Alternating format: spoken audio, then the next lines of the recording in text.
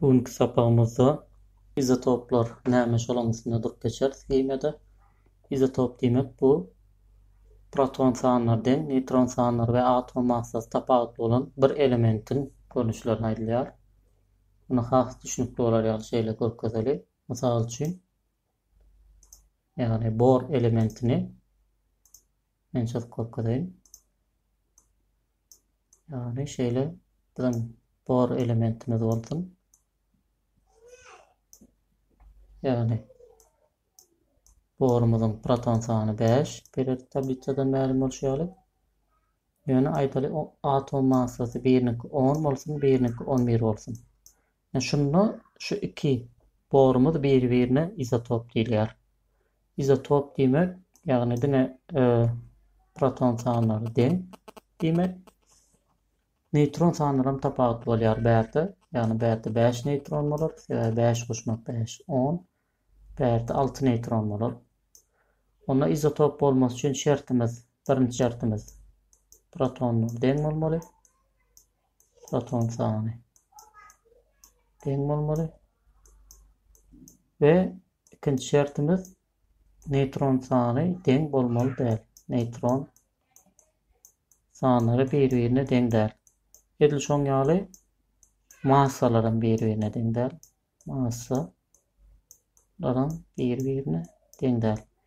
Ýene izotop diýmegiň bir şerti X hem şol bir element bolmaly. Ýagny X hem bor elementi. Ýagny bu bor element bolup bu kömür bolsa hem ol izotop bolmaýar. Ýagny hem onuň proton sanyram deň bolmaýar. Proton sanlary deň bolmasa ondan izotop bolmaýar. Indi izotoplar bilen size berilip biläjek käbir hasaplamalarymyň üstünde durup geçelim. Ýagny size şeýle bir mysal berilse, bor izotopynyň bir 10 gram we ýene bor izotopy 11 gram bolsa, şeýle sorag berilmegi mümkin. Ýagny bor 10 tebigatda 18 göterim. Bor 11 tebigatda ýagny baron diýilýär. Bu element orçasy neçesi 82% diýeli. Indi şu taýda bize şu elementin ortaça atom massasy hasaplan diýilse, iki izotopun. Şu iki izotopdan biz bir sany atom massa çykarmaly. Ýagny 10 bilen 11-iň aralygynda bir atom massa bolýar. Şonu näme hasaplaýar? Prosentler bilen bile hasaplanýar. Ýagny massa ortaça diýär. Massa ortaça deňdir.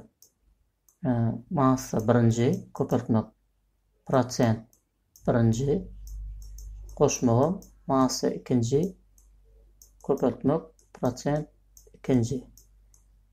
Eger 3 san bolan bolsa massa 3-nji prosent 3-nji diýip şeýle dowam edip gidiberýär. Indi bärde bizde elbetde 2 san bar. Ýagny birinji biziň massasy 10 gram, 10 köpeltýäs. 18% bolanda 18 paýlanan 100 diýip köpeltýäs. Ýagny muny matematika tapagymyzda prosent näde hasaplamaly? Şoňa seretip bilersiňiz. Goşmak 11 köpeltmek 82 paýlanan 100. Deňdir. Ýagny bulary nolaryga ýysalýar. Bärde nolaryga ýysalanok, ýagny 11-80 köpeltip 100 bölsäň kopyr süýşýär. Garaz netijede kalkulatorda hasaplap görseňiz hem bolar. Ýagny 10/80 gram çykýar jogabymyz. Demek ortaça atom massasy şu elementimizin 10/82. Indi size şuň tersini hem sorap biler. Ýagny şeýle diýmek mümkin. Bizim 2 san elementimiz var. Ýagny bir san elementin izotopları var. Has dogrusu takdyry. Ýagny şuňky 10, muňky 11 gram diýse, bize şeý diýip sorag bermek mümkin. Bize ýa-ni göterimlerini bilýäs, ýa-ni göterimlerini bilmegimizden ozal şunun ortaça atom massasy m ortaça. Deň bir 10/82 gram bolsa, 10-82 gram. 182 gram bolsa şu elementimizin yani bor 11 ve şu elementimizin başlan bor 10 11 yani şu izotoplarının şunun neçe prosentini hasaplang diýsenel hasaplayas. Yani şuna x prosent diýip alýas. Muňa da y diýip alýas. Yani x goşmak y'imiz biz prosentimi damy 100% bolmaly. X goşmak y'yi teňdir 100% diýip alýas.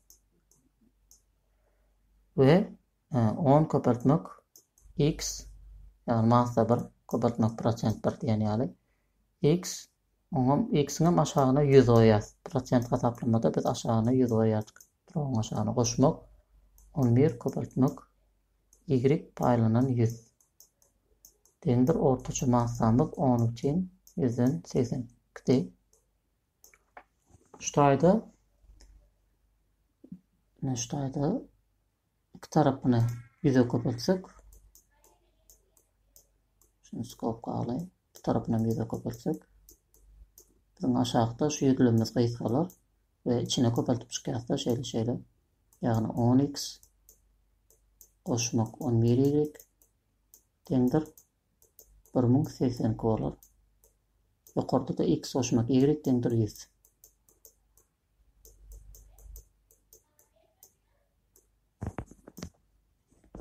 Ştaýda aşagyny hem 10'a köpeltsek 10x bolar, bu da 10y bolar. Bu da 1000 bolar. Indi ýokarkydan aşagyna aýyrsak 10x'ler gysgalar, ýani ştaýda minus goýaý. 10y gysgalar, 11y'den 10y aýyrsak başgaça y galar. 1082'den 1000 aýyrsagam 82. Diýmek y'imiz 82%. Ştaýda y'nin ýerine 82 koysak x'imiz 18% çykýar. Yani bärde men diýjek bolýan zadym ortaça atom massasyna hem ortaça şunu berip şu 10-82'ni berip prosentlerini hasaplan diýipler. Ya da bolmasa prosentlerini berip massa ortaça şonu hasaplan diýipler size. İki ýagdaýda da hem bize hasaplamagy başarmaly. Başgaça näil izotoplar var, gysgaça durup geçsek, yani kömürün izotopu var. Proton san 6, massasy 12, tewatt gelýär, yani 13. Şulkysına da izotop diýilýär.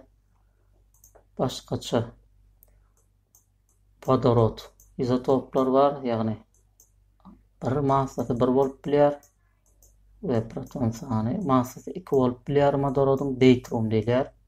Massasy 3 bolan vodoroda tritium diýilýär. Yani bärde hemmisiniň proton sanlary görşüňiz ýaly 1. Bärde ütgeýän zat näme? Massasy ýa-da neutron sanlary. Şulara izotop diýilýär. Bugünkü temamyz gysgaça şulardan ibaret. Indi sabaklarda görüşýänçe hoş sag bolun.